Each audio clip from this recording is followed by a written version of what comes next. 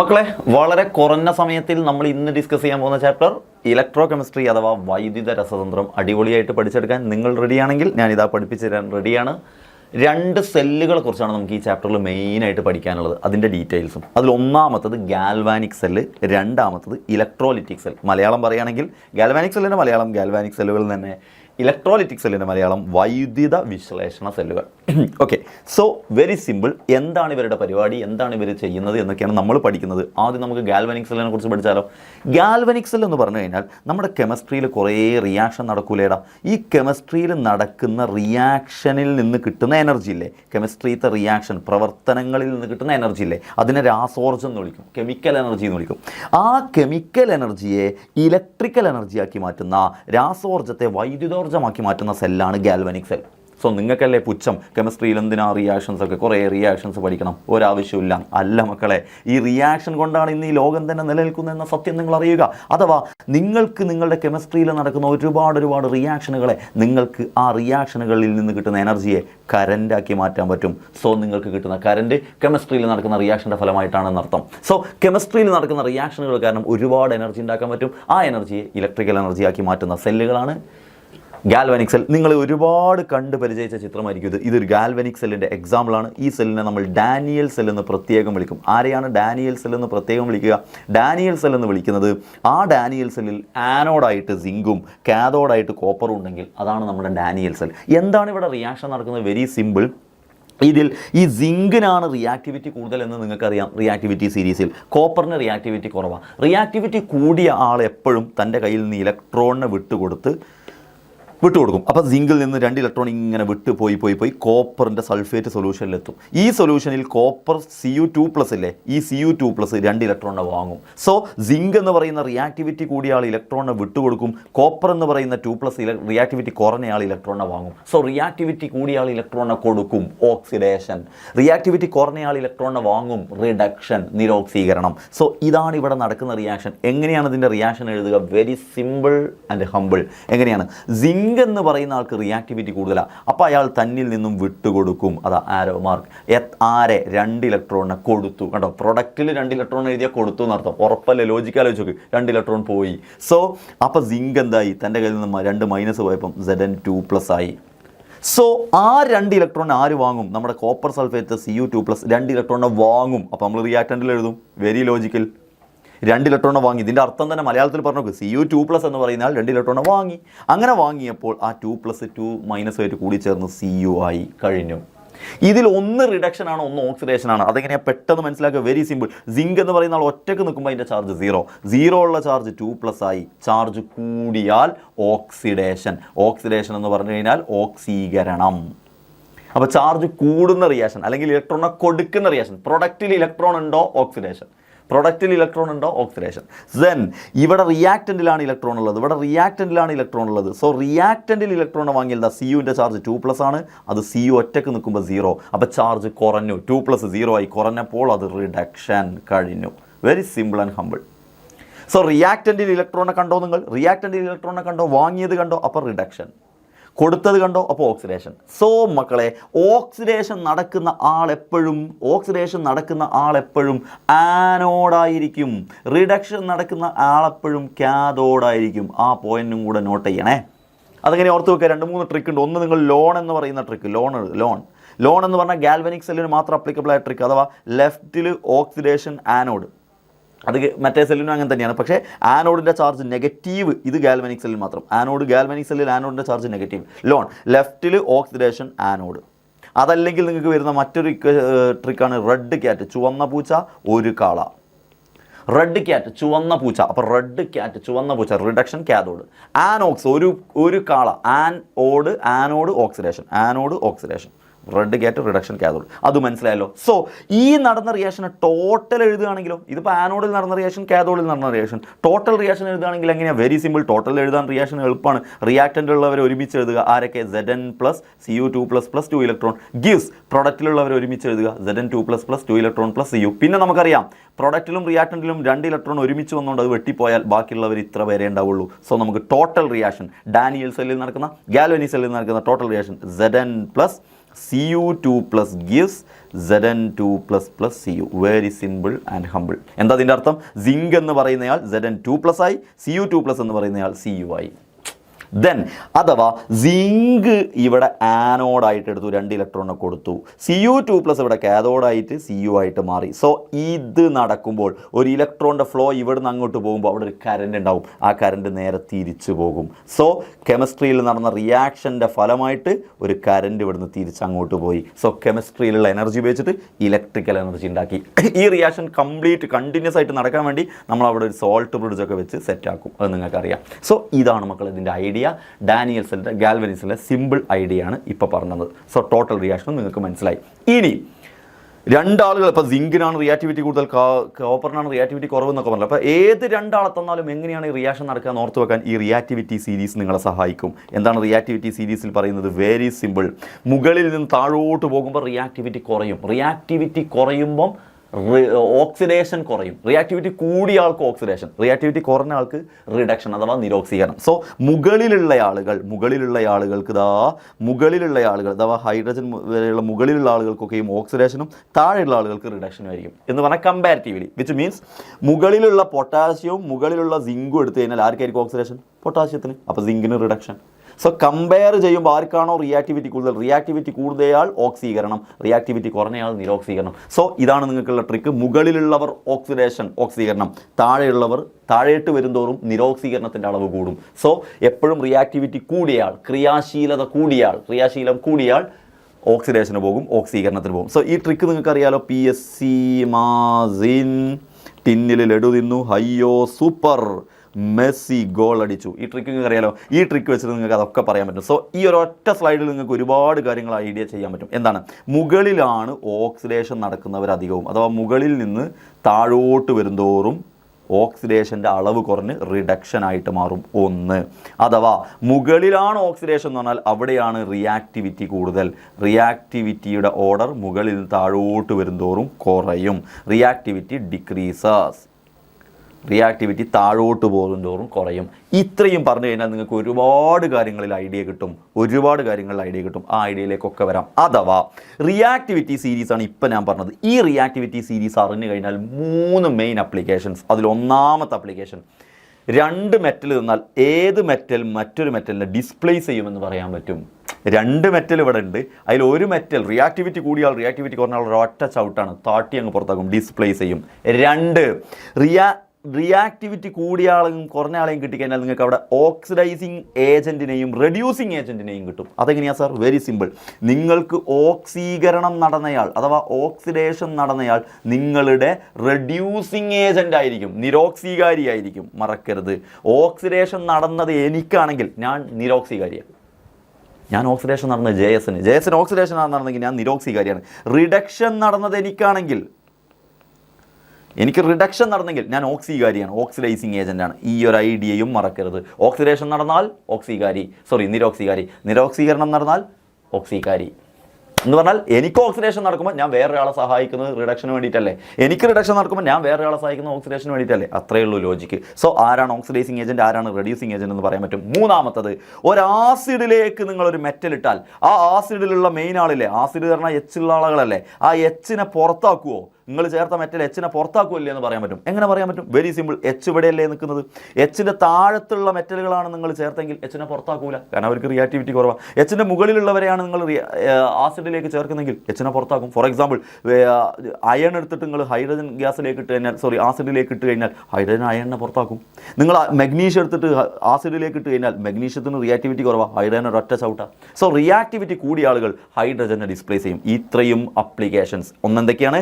ആദേശം ചെയ്യപ്പെടുന്ന ലോഹം ഏതാണെന്ന് കണ്ടെത്താൻ, ഓക്സീകാരിയും നിരോക്സീകാരിയും തിരിച്ചറിയാൻ, ആസിഡിൽ നിന്ന് ഏത് മെറ്റലാണ് ഹൈഡ്രജനെ ആദേശം ചെയ്യുന്നതെന്ന് തിരിച്ചറിയാൻ. ഇതുപോലെ എഴുതണമെന്നില്ല, ലോജിക്ക് ഉണ്ടെങ്കിൽ നിങ്ങളുടെ ഭാഷയിൽ നിങ്ങൾക്ക് എഴുതാം. മനസ്സിലായോ? സെറ്റ്. ഇതിന് ഏറ്റവും നല്ലൊരു എക്സാമ്പിളാണ് ഇവിടെ തന്നത്. എന്ത്?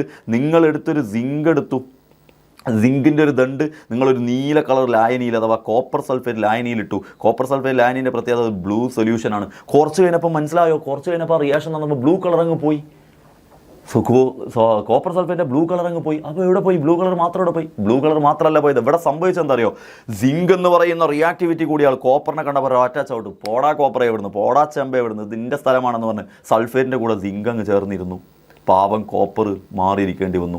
അതെന്താ അങ്ങനെ? കാരണം സിങ്കിന് റിയാക്ടിവിറ്റി കൂടുതലാണ്. അപ്പോൾ കോപ്പർ സൾഫേറ്റിൻ്റെ ബ്ലൂ കളർ മങ്ങാനുള്ള കാരണം, കോപ്പർ സൾഫേറ്റിൻ്റെ ബ്ലൂ കളർ കുറയാനുള്ള കാരണം അവിടെ സിങ്ക് കയറിയിരുന്നത് കൊണ്ടാണ്. ഇതാണ് ഇങ്ങനത്തെ റിയാക്ഷൻ നടക്കുന്നത്. അപ്പോൾ ആരെയാണ് ഡിസ്പ്ലേസ് ചെയ്യാമെന്ന് നിങ്ങൾക്ക് മനസ്സിലായല്ലോ. ഒന്നാമത്തെ പോയിന്റ് അതാണ്. അതുകൊണ്ട് ക്രിയാശീലം, ഇതിൽ നിന്ന് മനസ്സിലാക്കുന്ന പോയിന്റ് എന്താ? ക്രിയാശീലം കൂടിയ ലോഹം അഥവാ അവിടെ സിങ്ക്, ക്രിയാശീലം കുറഞ്ഞ ലോഹത്തെ അഥവാ കോപ്പറിനെ ലവണലായനിയിൽ നിന്ന് ആദേശം ചെയ്യുന്നു, സോൾട്ട് സൊല്യൂഷനിൽ നിന്ന് ആദേശം ചെയ്തു. കോപ്പർ സൾഫേറ്റിന് ഒരൊറ്റ ചവിട്ട്. രണ്ടാമത്തെ പോയിന്റ്, ക്രിയാശീലം കൂടിയ ലോഹത്തിന് ഓക്സീകരണവും. നമ്മൾ ഓൾറെഡി പറഞ്ഞു. ക്രിയാശീലം കുറഞ്ഞതിന് നിരോക്സീകരണവും, റിഡക്ഷനുമാണ് നടക്കുക, അത് പറഞ്ഞു. മൂന്നാമത്തെ പോയിന്റ്, ഓക്സിഡേഷൻ നടക്കാൻ കാരണക്കാരനാൾ ഓക്സീകാരി, റിഡക്ഷൻ നടക്കാൻ കാരണക്കാരനായ ആളുകൾ നിരോക്സീകാരി. വേറൊരാൾക്ക് ഓക്സിഡേഷൻ നടക്കാൻ കാരണക്കാരൻ ഞാനാണെങ്കിൽ ഞാൻ ഓക്സീകാരി, വേറൊരാൾക്ക് റിഡക്ഷൻ നടക്കാൻ കാരണക്കാരൻ ഞാനാണെങ്കിൽ ഞാൻ നിരോക്സീകാരി. പോയിന്റ് ക്ലിയർ അല്ലേ? അതിൻ്റെ ഐഡിയ സെറ്റ് അല്ലേ മക്കളെ? എ എന്ന് പറയുന്ന ആളും ബി എന്ന് പറയുന്നയാളും, എ എന്ന് പറയുന്ന ആൾക്ക് ഓക്സീകരണം നടക്കുന്നു, എ എന്ന് പറയുന്ന ആൾക്ക് ഓക്സീകരണം നടക്കുന്നു, ബി എന്ന് പറയുന്ന ആൾക്ക് നിരോക്സീകരണം നടക്കുന്നു. എങ്ങനെയാണ് നടക്കുന്നത്? എയും ബിയും തമ്മിൽ റിയാക്ട് ചെയ്തപ്പം, എയും ബിയും റിയാക്ട് ചെയ്തപ്പം എക്ക് ഓക്സീകരണം ബിക്ക് നിരോക്സീകരണം നടന്നിട്ടുണ്ടെങ്കിൽ സിമ്പിൾ ലോജിക്ക് ഉപയോഗിക്കടാ. എക്ക് ഓക്സീകരണം നടക്കാൻ കാരണക്കാരൻ ബി അല്ലേ? അപ്പോൾ ബി ആണ് ഇതിൻ്റെ ഓക്സീകാരി. മനസ്സിലായോ? എക്ക് ഓക്സീകരണം നടക്കാൻ കാരണക്കാരൻ, അവിടെ റിയാക്ഷൻ നടക്കാൻ കാരണം ബി ഉള്ളതുകൊണ്ടല്ലേ, ബി ആണ് അതിൻ്റെ ഓക്സീകാരി. അപ്പോൾ ബിക്ക് നിരോക്സീകരണം നടക്കാൻ കാരണം എ അല്ലേ? അപ്പോൾ എയെ നിരോക്സീകരണത്തിന് സഹായിച്ചത് ബിയെ നിരോക്സീകരണത്തിന് സഹായിച്ചത് എ ആണ്. അതുകൊണ്ട് എ ആണ് അതിൻ്റെ നിരോക്സീകാരി. Is it clear? നേരെ ഓപ്പോസിറ്റ് ആയിരിക്കും എന്നർത്ഥം. നിരോക്സീകാരി എന്ന് പറഞ്ഞാൽ റെഡ്യൂസിങ് ഏജൻറ്റ്, ഓക്സീകാരി എന്ന് പറഞ്ഞാൽ ഓക്സിഡൈസിങ് ഏജൻറ്റ്. സെറ്റ് മക്കളെ.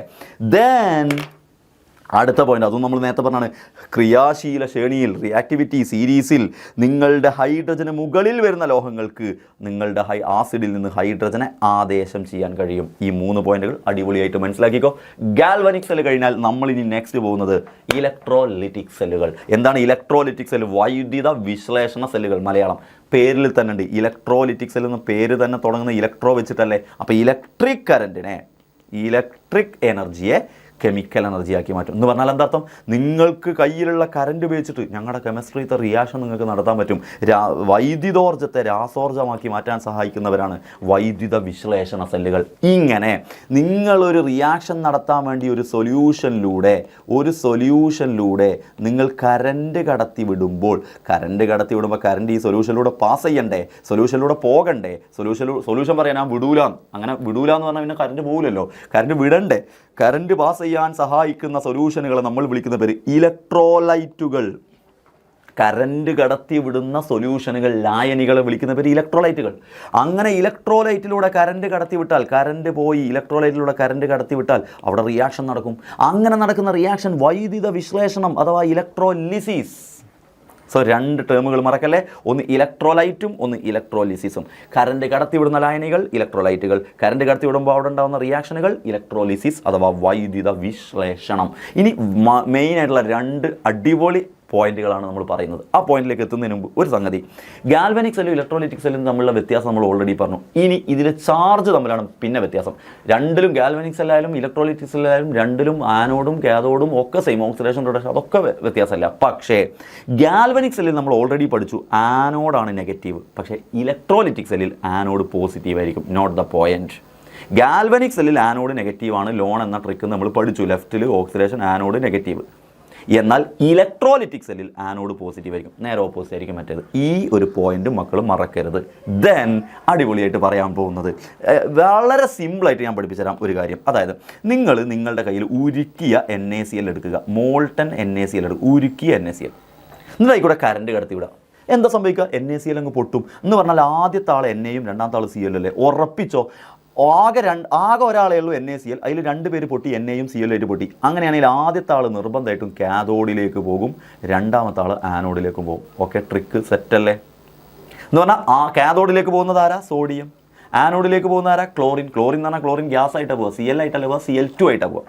എങ്ങനെയാണ് പോകുന്നത്? സിമ്പിൾ റിയാക്ഷൻ പറഞ്ഞുതരാം, വെരി സിമ്പിൾ. NaCl പൊട്ടി എന്താ കിട്ടുക? Na+ എഴുത്.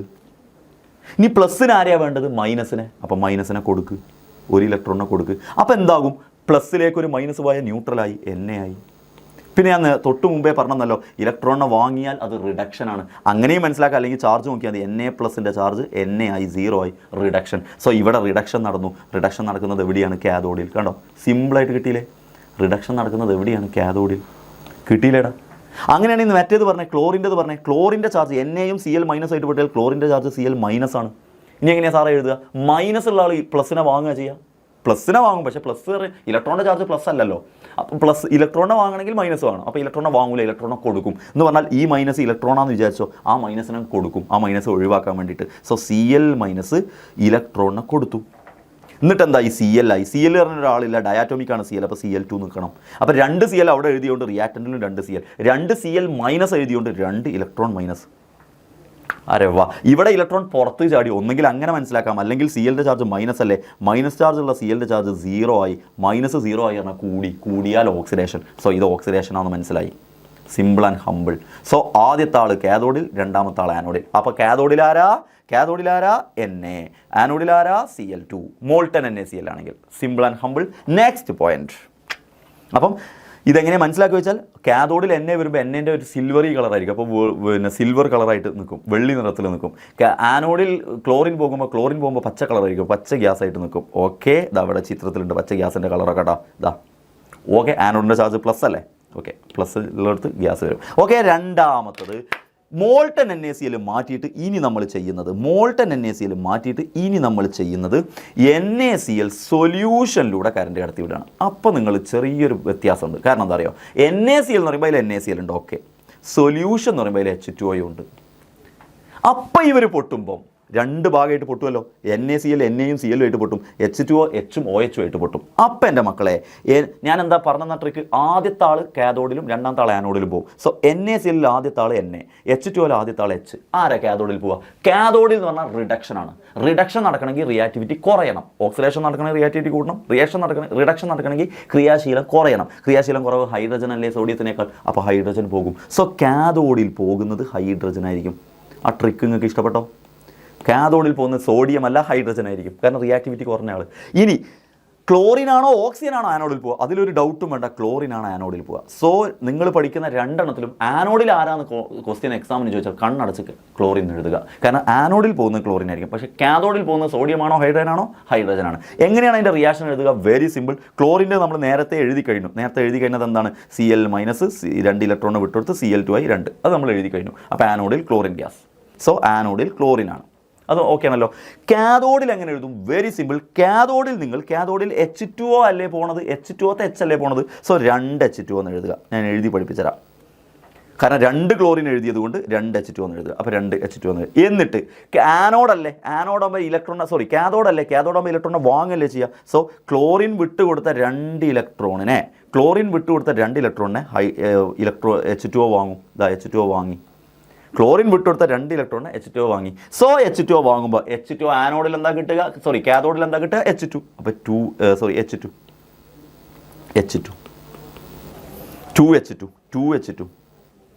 വേണ്ട, 2H2 വേണ്ട കേട്ടോ, H2 മതിയേ. H2 കാഥോഡിൽ എന്താ കിട്ടുക? H2 plus. H2O പൊട്ടിയാൽ എന്തൊക്കെയാണ് കിട്ടുക? H2O ബ്രേക്ക് ചെയ്താൽ H+ഉം OH- അതിൽ H+ H2 ആയി. ബാക്കി ആരാ? OH-. ഇനി ബാലൻസ് ചെയ്താൽ മതി. 2 ഓക്സിജൻ 2 OH- കഴിഞ്ഞടാ. Simple and humble. സോ കാഥോഡിൽ കിട്ടുന്നത് ഹൈഡ്രജൻ ഗ്യാസ്. അപ്പോൾ എങ്ങനെയാണ്? 2 H2O ബ്രേക്ക് ചെയ്തിട്ട് H2 ഉണ്ടായി, OH- ഉണ്ടായി. ബാക്കി പിന്നെ എന്ത് ചെയ്താൽ മതി? ബാലൻസ് ചെയ്താൽ മതി. So this is the reaction. അടുത്തത് വെരി സിമ്പിൾ ആൻഡ് ഹമ്പിൾ. ഇങ്ങനെ വൈദ്യുത വിശ്ലേഷണം കൊണ്ടുണ്ടാകുന്ന ഏറ്റവും വലിയ ഉപകാരമാണ് വൈദ്യുത വിശ്ലേഷണം വഴി നമുക്ക് ഇലക്ട്രോപ്ലേറ്റിംഗ് അഥവാ വൈദ്യുത ലേപനം നടത്താം. എന്താ വൈദ്യുത ലേപനം? എന്താ ഇലക്ട്രോപ്ലേറ്റിംഗ് എന്ന് പറഞ്ഞാൽ? കറണ്ട് കടത്തി വിട്ടിട്ട് ഒരു ലോഹത്തിൻ്റെ മേൽ മറ്റൊരു ലോഹം ആവരണം ചെയ്തെടുക്കുക, കവർ ചെയ്തെടുക്കുക. It is a process of coating a layer of one metal on to another metal. Coating a layer of one metal on to another metal through electrolysis. Current കടത്തി വിട്ടിട്ട് ഇലക്ട്രോലിസിസിലൂടെ ഒരു മെറ്റലിൻ്റെ മുകളിൽ മറ്റൊരു മെറ്റൽ ലെയറായിട്ട് വരുന്നതാണ് ഇലക്ട്രോപ്ലേറ്റിംഗ്. ഏറ്റവും നല്ല എക്സാമ്പിൾ, ഈ ചിത്രം മറക്കാണ്ട് നിന്ന് ഏറ്റവും നല്ല എക്സാമ്പിൾ.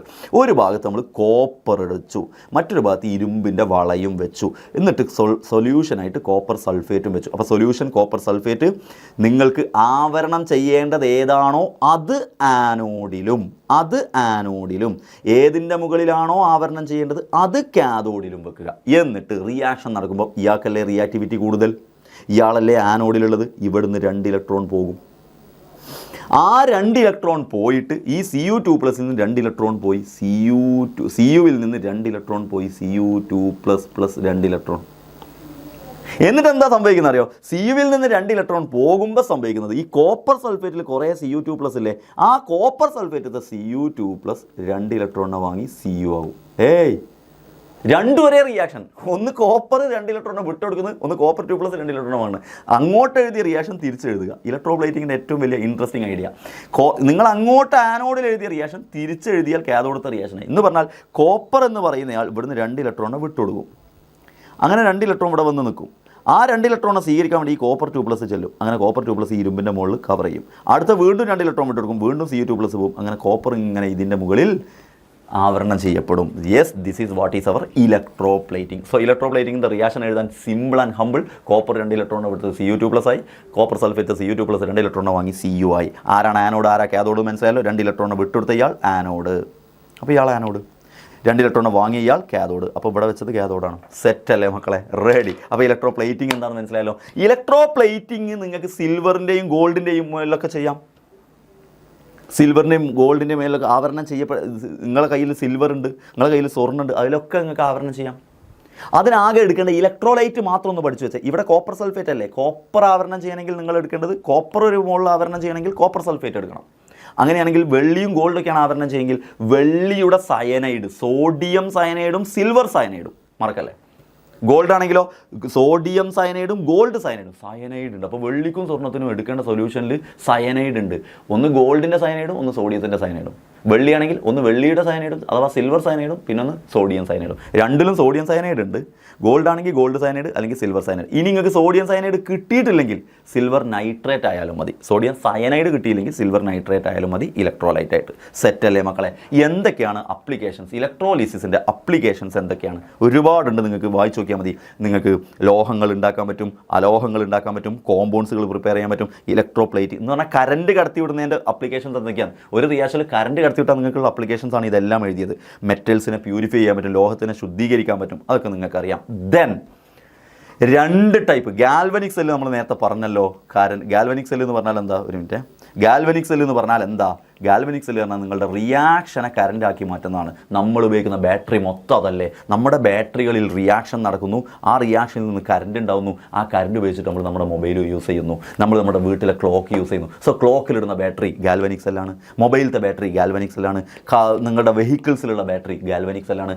നിങ്ങളുടെ വീട്ടിൽ ഇൻവെർട്ടറുകൾ ഉണ്ടെങ്കിൽ ഇൻവെർട്ടറിലുള്ള ബാറ്ററി ഗാൽവനിക് സെല്ലാണ്. എന്താ അവിടെയൊക്കെ നടക്കുന്നത്? ആ ബാറ്ററിൻ്റെ ഉള്ളിൽ റിയാക്ഷൻ നടന്നിട്ട് അതിൽ നിന്ന് കറണ്ട് ഉണ്ടാകുന്നു. നിങ്ങൾ നിങ്ങളുടെ ക്ലോക്കിലിടുന്ന ബാറ്ററിൻ്റെ പുറകിൽ നോക്കിയാൽ അറിയാം 1.5 വോൾട്ട് എന്നറിയാം. വാച്ചിൻ്റെ ഉള്ളിലുള്ള ബാറ്ററിയിൽ നോക്കിയാൽ 1.35 വോൾട്ട് എന്നറിയാം. എന്ന് പറഞ്ഞാൽ ആ വാച്ചിൽ നിന്നും ആ ബാറ്ററിയിൽ നിന്ന് ഉണ്ടാകുന്ന വോൾട്ടാണ് ആ കൊടുത്തത്. സോ പ്രൈമറി സെല്ലുകളെന്നും സെക്കൻഡറി സെല്ലുകളെന്നും നിങ്ങൾക്ക് നിങ്ങളുടെ ബാറ്ററിയെ മാറ്റം തിരിക്കാം. അഥവാ റീചാർജ് ചെയ്യാൻ പറ്റുന്ന ബാറ്ററികളൊക്കെ പ്രൈമറി. അതിന് എക്സാമ്പിളാണ് ഡ്രൈ സെൽ. ക്ലോക്കിൽ ഉപയോഗിക്കുന്ന ബാറ്ററിൻ്റെ പേര് ഡ്രൈ സെൽ. അതുപോലെ തന്നെ വാച്ചിൽ ഉപയോഗിക്കുന്ന സെല്ലിൻ്റെ പേര് ബട്ടൺ സെൽ. മറക്കല്ലേ, വാച്ചിലുള്ള ബട്ടൺ സെല്ലും ക്ലോക്കിലുള്ള ഡ്രൈ സെല്ലും പ്രൈമറി ബാറ്ററിയാണ്, റീചാർജ് ചെയ്യാൻ പറ്റില്ല. എന്നാൽ മൊബൈലിൽ ഉപയോഗിക്കുന്ന ബാറ്ററി റീചാർജ് ചെയ്യാൻ പറ്റും. അതങ്ങനെ റീചാർജ് ചെയ്യാൻ പറ്റില്ലെങ്കിൽ ബാറ്ററി മാറ്റി കുഴങ്ങും. സോ റീചാർജ് ചെയ്യാൻ പറ്റുന്ന ബാറ്ററിയാണ് ഒന്ന് ലെഡ് ആസിഡ് സെൽ. വെഹിക്കിൾസിൽ ഉപയോഗിക്കുന്ന battery lead acid cell, lead എന്ന് എഴുതിയിട്ടുണ്ടാവും. മറ്റൊന്ന് നിക്കൽ കാഡ്മിയം സെൽ, ഞങ്ങൾ ഫ്ലാഷ് ലൈറ്റിലൊക്കെ ഉപയോഗിക്കുന്നത്. മറ്റൊന്ന് ലിഥിയം അയോൺ ബാറ്ററി, നമ്മുടെ മൊബൈലിലൊക്കെ ഉപയോഗിക്കുന്ന ലിഥിയം അയോൺ ബാറ്ററി സെക്കൻഡറി സെല്ലുകളാണ്. പക്ഷേ ഈ സെല്ലുകളൊക്കെ കണ്ടുപിടിച്ചിട്ടുണ്ടെങ്കിൽ ഡ്രൈ സെല്ല്, ബട്ടൺ സെല്ല്, ഈ സെല്ലുകളൊക്കെ ലെഡ് ആസിഡ് ബാറ്ററി, നമ്മളെ ഇൻവെർട്ടറിലൊക്കെ ഉപയോഗിക്കുന്ന type battery. Then nickel cadmium battery, ഇത് വണ്ടിയിലൊക്കെ. ദെൻ ഈ ബാറ്ററികളൊക്കെ കണ്ടുപിടിച്ചിട്ടുണ്ടെങ്കിലും സയൻറ്റിസ്റ്റുകൾക്ക് ഭയങ്കര സങ്കടം. എന്താണ് സങ്കടം? നമ്മൾ അന്വേഷിച്ചപ്പോൾ മനസ്സിലായി സയൻറ്റിസ്റ്റുകളുടെ സങ്കടം. ഈ ബാറ്ററികളൊക്കെയും എൻവയോൺമെൻറ്റിന് പ്രശ്നമാണ്. എൻവയോൺമെൻറ്റിന് പ്രശ്നമില്ലാത്ത ബാറ്ററി എങ്ങനെ ഉണ്ടാക്കാമെന്ന് പഠിച്ചപ്പോഴാണ് ഫ്യുവൽ സെല്ലുകളെക്കുറിച്ച്, ഇന്ധന സെല്ലുകളെക്കുറിച്ച് അവർക്ക് മനസ്സിലായത്. എന്താണ് ഇന്ധന സെല്ലുകൾ എന്ന് പറഞ്ഞു കഴിഞ്ഞാൽ, ഇന്ധന സെല്ലുകളുടെ പ്രത്യേകത നമ്മുടെ ഹൈഡ്രജനില്ലേ, മീഥൈനില്ലേ, മെഥനോളില്ലേ, ഇവർ കത്തുമ്പോൾ, ഹൈഡ്രജൻ, മീഥൈൻ, മെഥനോൾ കത്തുമ്പം അവിടുന്ന് ഉണ്ടാവുന്ന എനർജി കറണ്ടാക്കി മാറ്റുക. എന്താ ബാക്കിയുള്ളവർക്ക് കത്തിയാൽ എന്താ പ്രശ്നം? ഇവർ കത്തിയാലുള്ള ഗുണം എന്താണെന്ന് ചോദിച്ചു കഴിഞ്ഞാൽ വലിയ എൻവയോൺമെൻറ്റിന് പ്രശ്നമല്ല. ഹൈഡ്രജൻ, മെഥനോൾ, മീഥൈൻ, ഇവരുടെ കത്തൽ എന്ന് പറഞ്ഞാൽ ജ്വലനം അഥവാ കമ്പഷൻ. സോ ഹൈഡ്രജനോ മീഥൈനോ മെഥനോളോ കത്തുമ്പോൾ ഉണ്ടാവുന്ന രാസോർജ്ജത്തെ വൈദ്യുതോർജ്ജമാക്കി മാറ്റുന്ന സെല്ലുകളാണ് ഇന്ധന സെല്ലുകൾ. They convert chemical energy from combustion of fuels. Fuels, ഇന്ധനങ്ങൾ ആരൊക്കെയാണ്? Hydrogen, methane, methanol. Combustion of fuels like hydrogen, ethanol, methanol into electrical energy. So ഇതിൻ്റെ ഏറ്റവും വലിയ പ്രത്യേകത എന്താ അറിയോ?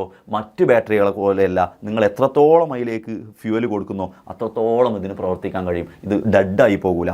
രണ്ടാമത്തെ കാര്യം, ഇതിന് ഭയങ്കര എഫിഷ്യൻസിയാണ്, ഭയങ്കര എഫിഷ്യൻസിയിൽ വർക്ക് ചെയ്യും. നിങ്ങൾ എത്രത്തോളം വിചാരിക്കുന്നോ അത്ര എഫിഷ്യൻസിയിൽ കിട്ടും. അല്ലാണ്ട് നിങ്ങൾ 100% വിചാരിക്കുമ്പോൾ നിങ്ങളുടെ ബാറ്ററി 70% തരുള്ളൂ, അങ്ങനെയല്ല.